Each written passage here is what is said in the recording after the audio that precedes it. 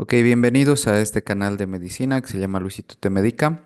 El tema de que vamos a tratar el día de hoy es shock. Mi nombre es el doctor Luis Aillón Ansaldo y vamos a empezar. Bueno, en principio, para poder entender lo que es el shock, hay que entender algunos conceptos. Tenemos blood pressure, la presión arterial, que va a estar determinada por dos factores, que son la resistencia vascular y el gasto cardíaco.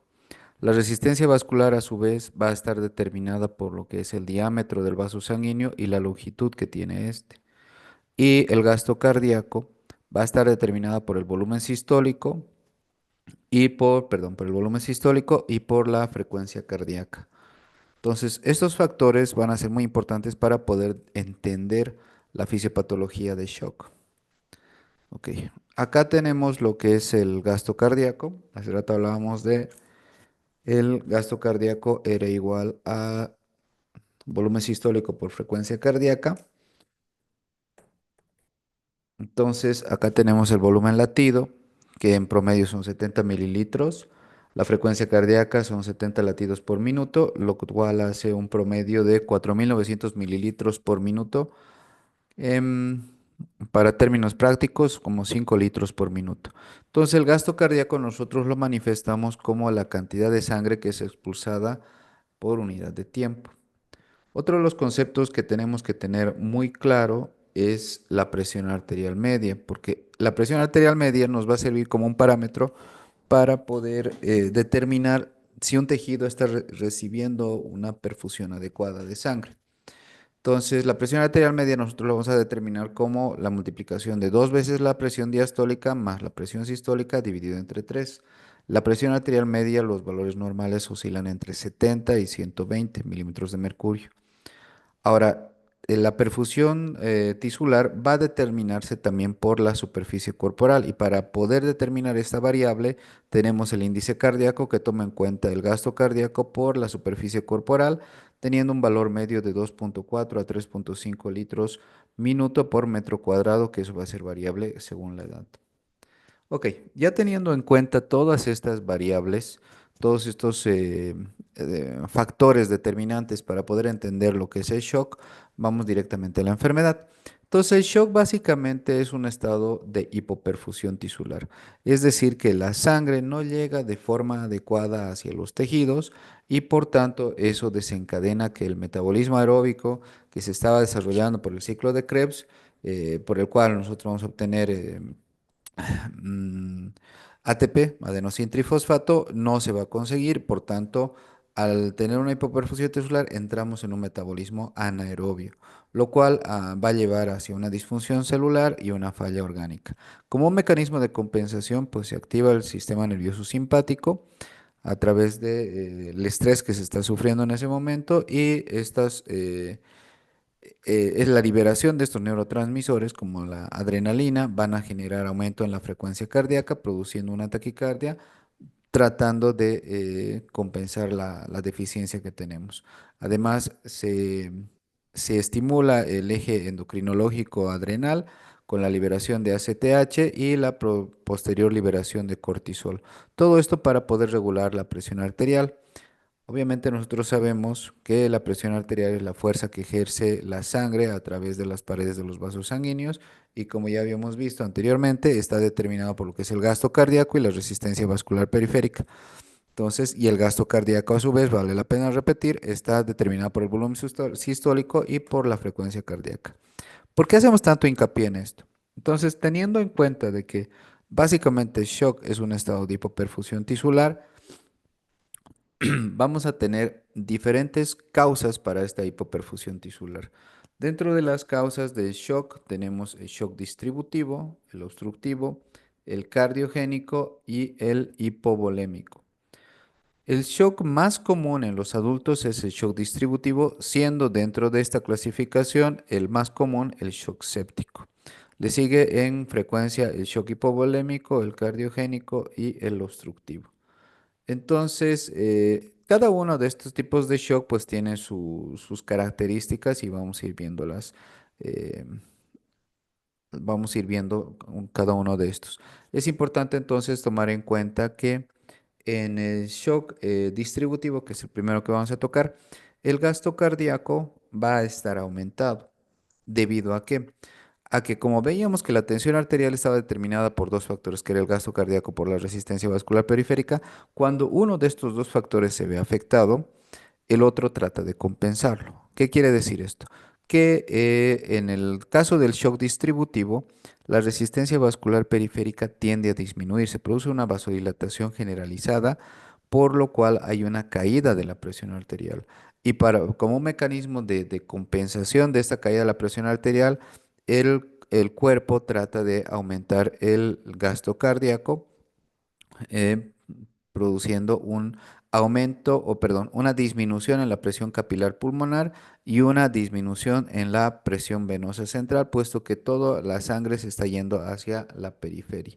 Entonces, ¿cómo vamos a encontrar este paciente? Vamos a encontrar un paciente seco, porque pues el volumen sanguíneo va a estar a través de los vasos sanguíneos y vamos a encontrar un paciente caliente, caliente con la disminución de presión capilar pulmonar, que eso lo vamos a determinar a través de un catéter de Swan-Ganz y la presión venosa central.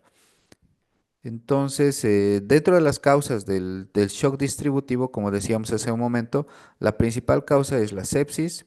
Dentro de las otras causas tenemos cuadros alérgicos de anafilaxia, insuficiencia suprarrenal, que en algunos casos está determinado con la enfermedad de Addison, traumatismos raquimedulares o traumatismos encefalocraneales importantes, y vamos a ir desarrollando cada uno de estos. Entonces tenemos que en el shock distributivo existe una vasodilatación generalizada, por lo cual la presión arterial se ve afectada por la disminución de la resistencia vascular, produciéndose un aumento del volumen sistólico y con un mecanismo de compensación procuran aumentar la frecuencia cardíaca, produciendo un aumento del gasto cardíaco.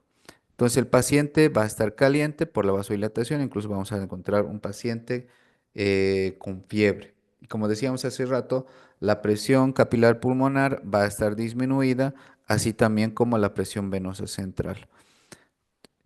Dentro de la etiología, la sepsis básicamente es una respuesta inflamatoria eh, exacerbada por nuestro sistema inmunológico ante un agente agresor infeccioso. Entonces, nosotros diagnosticamos una sepsis por los criterios del SIRS, que toma en cuenta cuatro variables. La respuesta inflamatoria sistémica o la respuesta de inflamatoria sistémica, lo que va a tomar son en cuenta cuatro variables, entre las cuales tenemos aumento de la temperatura mayor a 38 grados centígrados o menor a 36 grados centígrados, aumento en la frecuencia cardíaca mayor a 90 latidos por minuto, aumento en la frecuencia respiratoria mayor a 20 respiraciones por minuto, una presión parcial de dióxido de carbono menor a 32 milímetros de mercurio.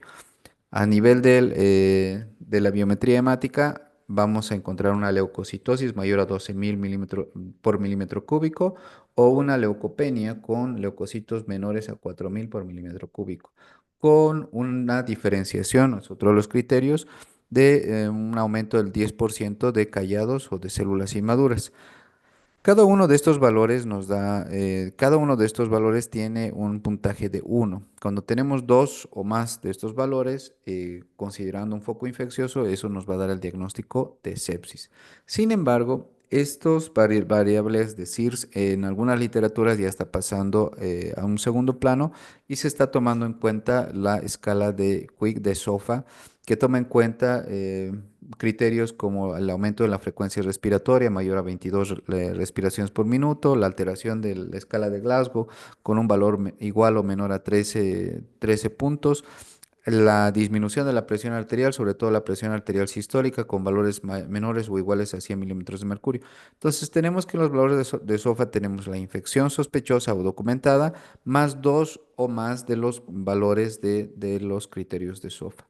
Entonces, dentro de estos criterios de SOFA, lo que nosotros tenemos que tener en cuenta en la falla multiorgánica por un shock séptico es una disminución o una caída de la presión arterial media. Como decíamos hace un momento, la presión arterial media varía entre 70 y 120 milímetros de mercurio, en este caso estaría menos de 65. Y el índice cardíaco tendría que estar en un valor mayor a 2,4. Sin embargo, cuando disminuye el índice cardíaco a un valor menor a 2,2, tendríamos un estado de hipoperfusión que claramente nos estaría llevando a un estado de shock.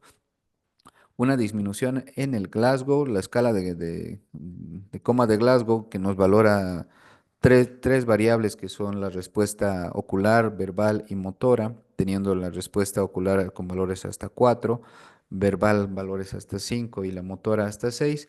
Pues una disminución de esta nos va a determinar que tenemos también otro criterio. Recuerden que los valores de una escala de Glasgow leve va de valores de 13 a 15, moderado de 9 a 12 y de severo menor o igual a 8. La frecuencia respiratoria también se puede ver afectada por diferentes disfunciones a nivel del corazón, con una presión parcial de oxígeno o de FiO2 menor a 200.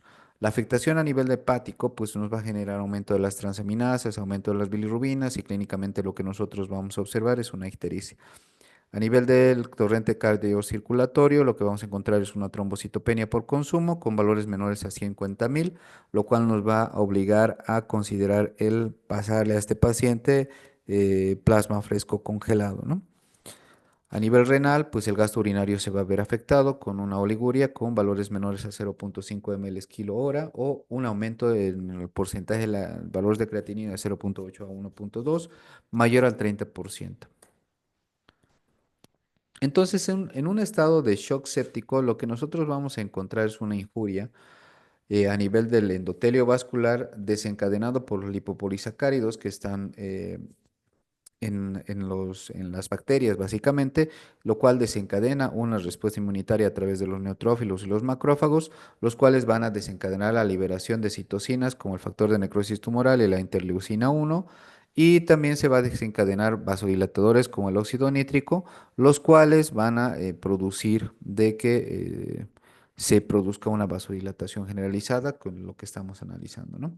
Entonces, dentro de lo que se consideraría eh, el shock séptico, el tratamiento básicamente es la administración de cristaloides. En este caso sería una fluidoterapia de 30 ml kilo por lo menos en las 2 primeras horas o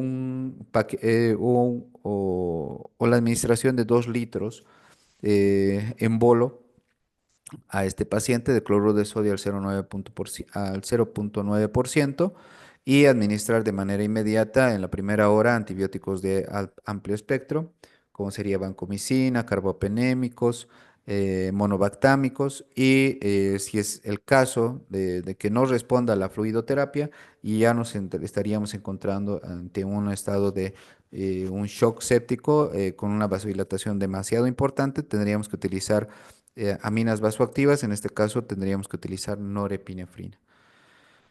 Entonces, ese es el manejo que se le tiene que dar a un shock séptico.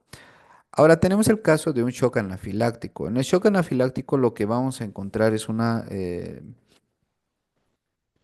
liberación de inmunoglobulina E desencadenada por una reacción de hipersensibilidad de tipo 1, de tipo inmediata, en la cual vamos a tener una afectación de piel y mucosas con disnea, sibilancias, estridor, disminución de la presión arterial y el tratamiento en este caso ya no va a ser con norepinefrina, va a ser con adrenalina. La dosis subcutánea intramuscular es de 0,4 miligramos en adultos y 0,03 miligramos en niños, ya sea por administración subcutánea o endovenosa. Aquí está. 0,3 a 0,5 miligramos en adultos y 0,01 miligramos por kilo en lactantes. Entonces, ese es el tratamiento adecuado en un estado de anafilaxia. Existen otras causas, como habíamos dicho, de shock distributivo, el cual es el neutrogénico, en el cual tendríamos que tratar la causa, ¿no? Un trauma medular, tumores a nivel del sistema nervioso central, un traumatismo cráneoencefálico importante. A nivel de la falla suprarrenal, pues se produce una disminución en la liberación de la hormona adrenocorticotropina, con la disminución de la liberación de hormonas tipo cortisol, lo cual nos va a llevar a una insuficiencia suprarrenal y esa insuficiencia suprarrenal pues va a llevar a una vasodilatación periférica importante con una caída de la presión arterial, que eso también se conoce, como estamos viendo, como un shock distributivo. Enfermedades que pueden producir una insuficiencia suprarrenal, pues están las autoinfligidas por por la autoadministración de glucocorticoides de forma iatrogénica, infecciones tipo tuberculosis que pueden afectar las glándulas suprarrenales. Y en este caso, pues lo que nosotros tenemos que dar es corticoides como medicamentos de reemplazo. Ahora, dentro de los otros tipos de shock, eh, bueno, aquí está algunos objetivos dentro del tratamiento: mantener una presión arterial media mayor a 65, una presión capilar pulmonar de 15 a 18 milímetros de mercurio, un índice cardíaco mayor a 2,2 litros minuto por metro cuadrado, mantener una hemoglobina mayor a 10 gramos por decilitro, ventilación mecánica. Y pues por el metabolismo anaeróbico hay un aumento en la cantidad de lactato, lo cual nosotros tenemos que producir una reversión de esta, un aclaramiento del lactato y producir un gasto urinario que esté mayor a 0,5 ml kilo hora. Es uno de los valores que más nos tienen que ayudar, ¿no? El estado de conciencia, el estado neurológico y el gasto urinario, puesto que la caída de la tensión arterial es una respuesta tardía y eso no nos tiene que, no nos tiene que llevar a priorizar este tipo de datos para el manejo, ¿no? Entonces tenemos algunos de los criterios que ya habíamos visto: el shock séptico, eh, los valores que tenemos, y pues tenemos otros tipos de shock. Dentro de los otros tipos de shock tenemos el hipovolémico, que también es bastante importante. En pediatría, las causas más importantes son por pérdida de líquidos a través de las diarreas, de los vómitos, sobre todo gastrointestinales. Podemos tener hemorragias digestivas, ya sean altas o bajas, que también pueden llevar a shock hipovolémico. En pacientes obstétricas tenemos hemorragias del primero o segundo, de la segunda mitad del embarazo. Tenemos en el puerperio, en el trabajo de parto, muchas veces se producen sangrados importantes que pueden llevar a un shock hipovolémico, ¿no?